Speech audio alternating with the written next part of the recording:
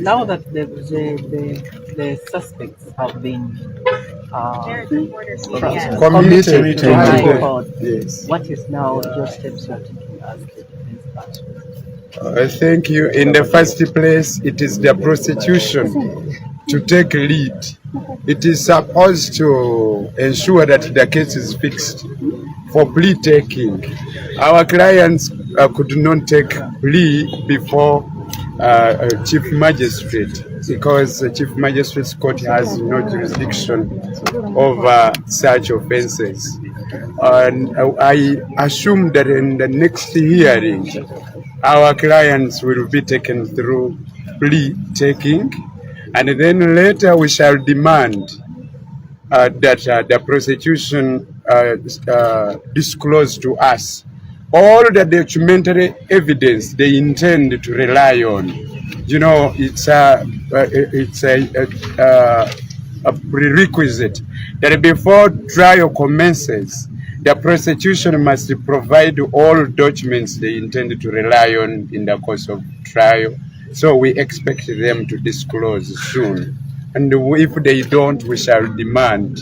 You know, justice should not only be done, but must be done within the shortest time possible. Justice delayed is justice denied. Any other? Mpozi mu Uganda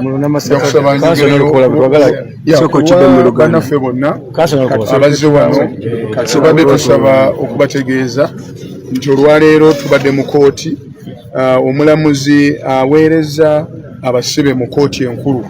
Kino kitegeeza nti oludda oluwaabi lumaliriza kye bayita okunoonyereza kwabwe era ne bawumbawumba obujulizi bwe bagenda okwesigamako. Bwe batyo ne bagamba nti bali ready okusindika abasibe bagende mu high court olwo oluvannyuma batandika okuwozesebwa.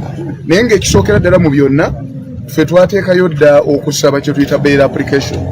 Abasibe baffe bano emirundi mingi nnyo bayinza okugamba bwe batyo oludda oluwaabi nti lumaliriza okunoonyereza, naye ne bamala emyaka emirala ng'esatu nga bakyali mu makomera. So already ffe twali twabatebuka dda ne tuteekayo bail application, era bwe twogerera buno tugenda kufuna lunaku olw'okugiwulira. Mu bwangu ddala tugenda kuba tubategeeza ekiddako, naye nga basibe baffe bagumu era tubagumiza ttiimu eno yonna nga bwe mugirabye, tubadde ffe tuli ready ogenda maaso okuwoza.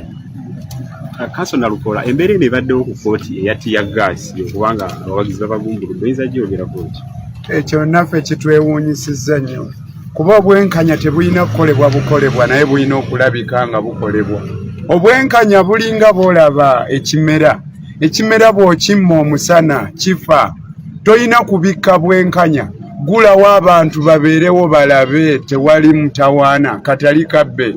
Bw'olaba nga kooti tekumala osobola n'okulagira ne tugenda mu kisaawe. Lwaki abantu obagoba nga bazze ewaabwe? Wano abantu bonna balina okubaawo emisango nga giwulirwa. Kikyamu nnyo. Nze ndowooza nti okwemulugunya kwaffe tusaanidde tukutuuse eri ab'obuyinza nti abantu tebasaanye kuggalirwa bweru. Mwebale nnyo.